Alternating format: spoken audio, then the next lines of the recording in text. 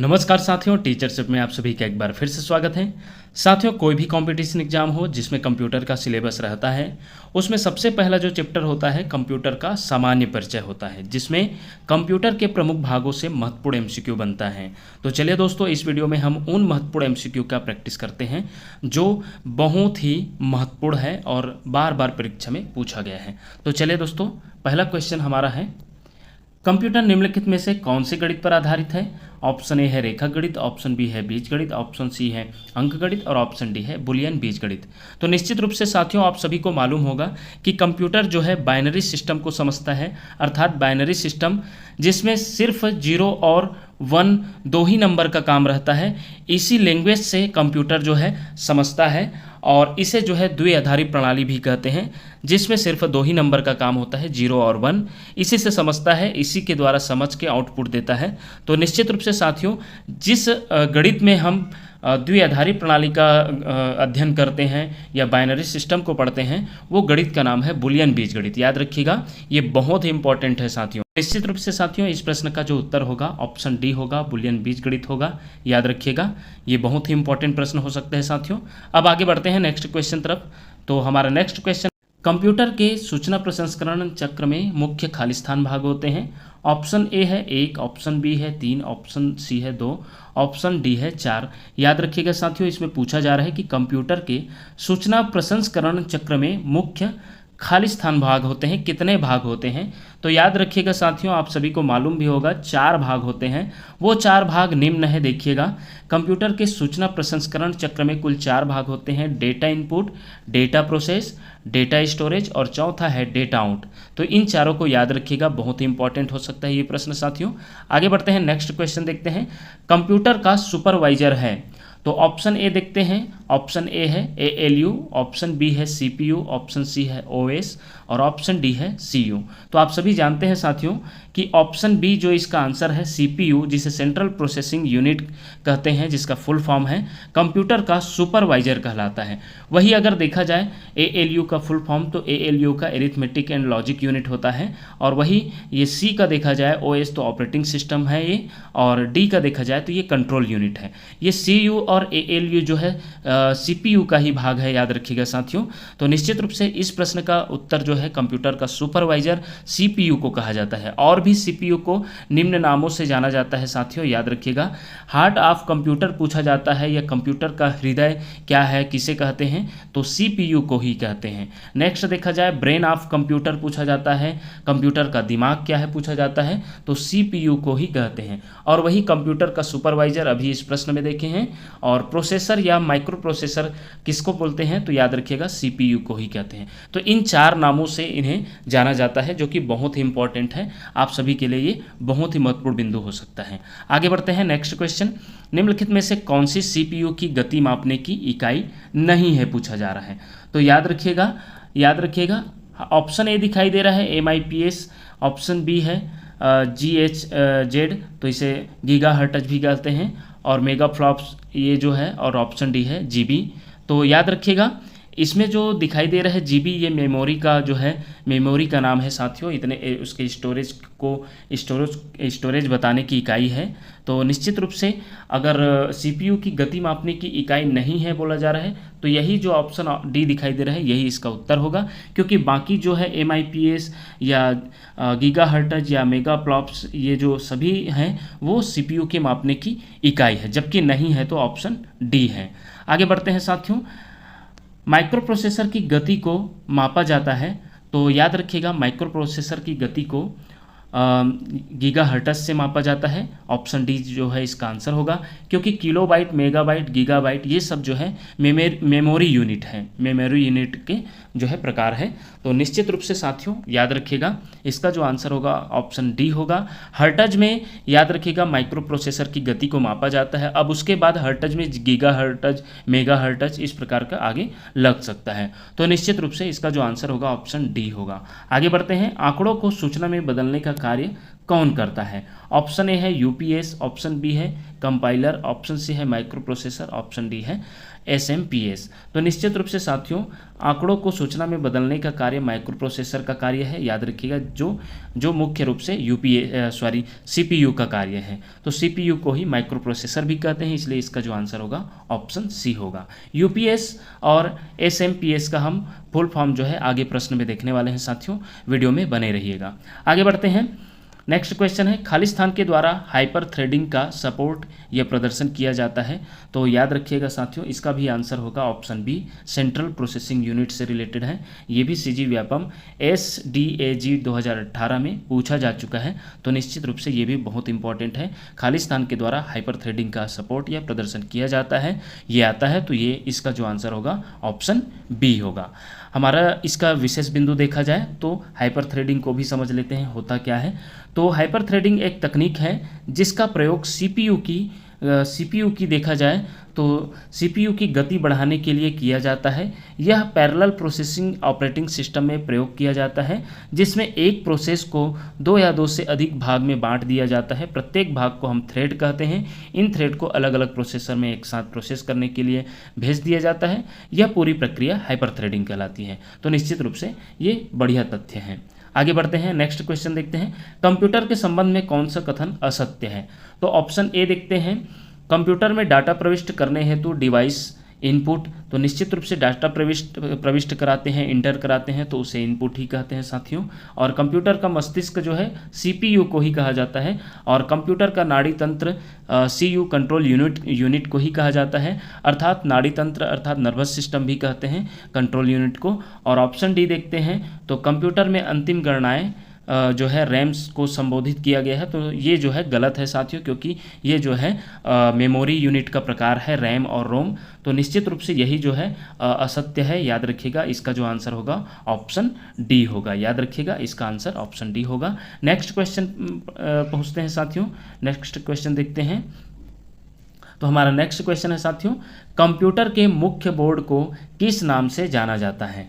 तो याद रखिएगा ऑप्शन ए देखते हैं, printed circuit board, option B internal system board, option C है मदर बोर्ड, और ऑप्शन डी है ऑल ऑफ द अबव।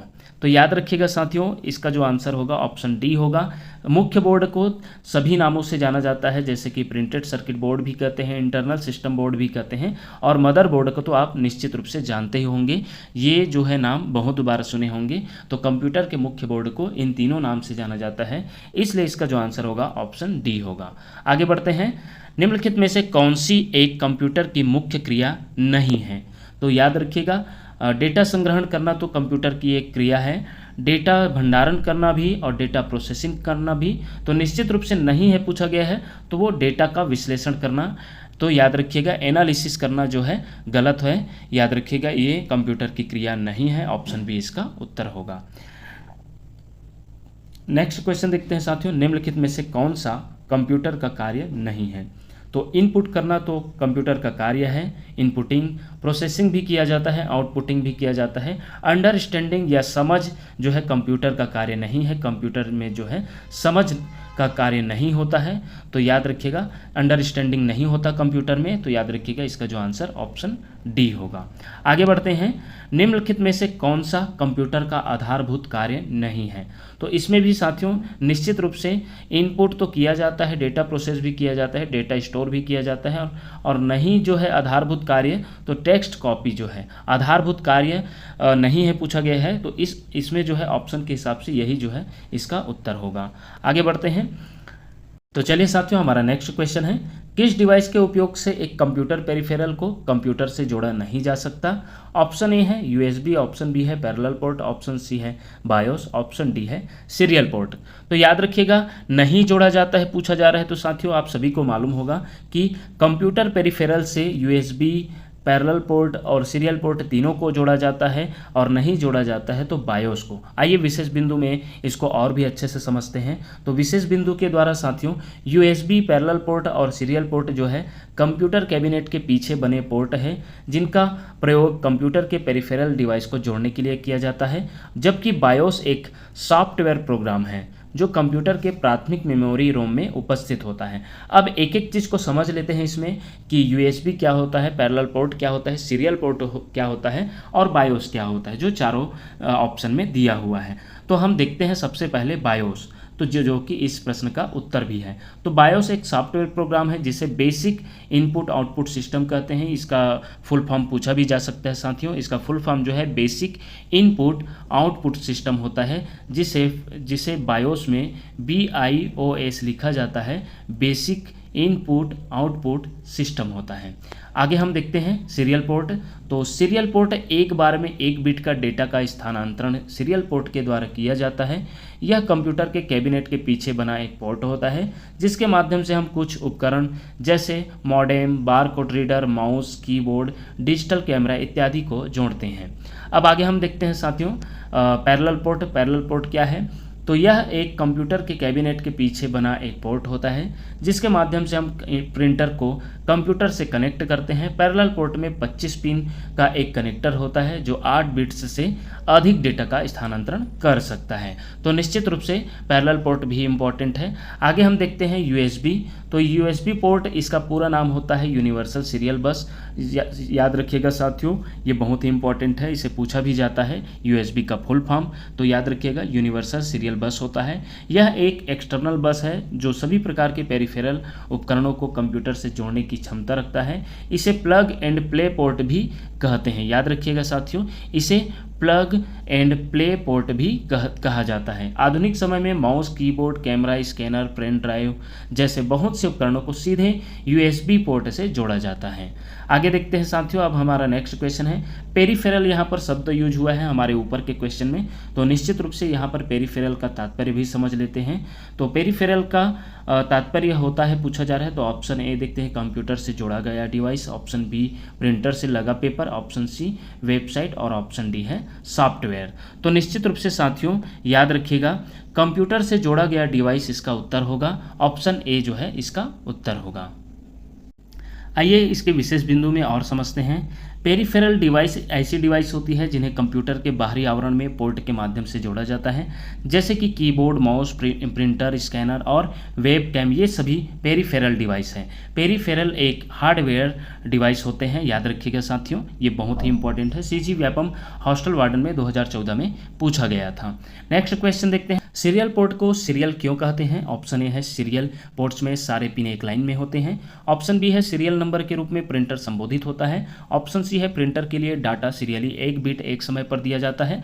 और वही ऑप्शन डी देखा जाए तो IEEE के द्वारा सीरियल पोर्ट्स को सीरियल नंबर दिया गया है। तो निश्चित रूप से साथियों सीरियल पोर्ट को सीरियल क्यों कहा जाता है? इस प्रश्न का उत्तर जो है ऑप्शन सी होगा। प्रिंटर के लिए डाटा सीरियली 1 बिट एक समय पर दिया जाता है, यही इसका आंसर होगा। आगे बढ़ते हैं साथियों, यूएसबी का पूरा नाम, तो निश्चित रूप से ऊपर अभी हमने चर्चा भी किए, तो निश्चित रूप से इसका जो आंसर होगा ऑप्शन सी होगा, यूनिवर्सल सीरियल बस। याद रखिएगा, ये कई बार पूछ चुका है साथियों, पूछा जा चुका है ये कई बार, तो निश्चित रूप से याद रखिएगा यूएसबी का फुल फॉर्म होता है यूनिवर्सल सीरियल बस। साथियों अब नेक्स्ट क्वेश्चन देखते हैं। हमारा नेक्स्ट क्वेश्चन है पेरिफेरल उपकरण का उदाहरण है। तो याद रखिएगा साथियों, ऑप्शन बी जो दिखाई दे रहा है प्रिंटर, ये जो है पेरिफेरल उपकरण का उदाहरण है। याद रखिएगा ऑप्शन बी इसका उत्तर होगा। आगे बढ़ते हैं साथियों, एक ऑफलाइन डिवाइस है। ऑप्शन ए देखते हैं, डिवाइस जो CPU से कनेक्टेड नहीं है। ऑप्शन बी डिवाइस जो CPU से कनेक्टेड है। Option C direct access storage device. Option D है इनपुट आउटपुट डिवाइस। पूछा जा रहा है साथियों एक ऑफलाइन डिवाइस है, तो निश्चित रूप से याद रखिएगा इसका जो आंसर होगा ऑप्शन ए होगा साथियों। डिवाइस जो CPU से कनेक्टेड नहीं होते हैं उसे ऑफलाइन डिवाइस कहते हैं। आइए विशेष बिंदु पर इस पर और फोकस करते हैं। वह सभी डिवाइस जो कंप्यूटर से कनेक्ट रहती है और कंप्यूटर के साथ कार्य में सहभागिता प्रदान करती है, जैसे माउस, कीबोर्ड, प्रिंटर, यह सभी ऑनलाइन कनेक्टेड डिवाइस कहलाते हैं। इसके विपरीत जो डिवाइस CPU से कनेक्टेड नहीं है उन्हें ऑफलाइन डिवाइस कहते हैं। याद रखिएगा, बहुत ही इंपॉर्टेंट प्रश्न हो सकता है। आगे बढ़ते हैं, लॉजिकल अनुक्रम में डाटा को व्यवस्थित करना खालिस्तान कहलाता है।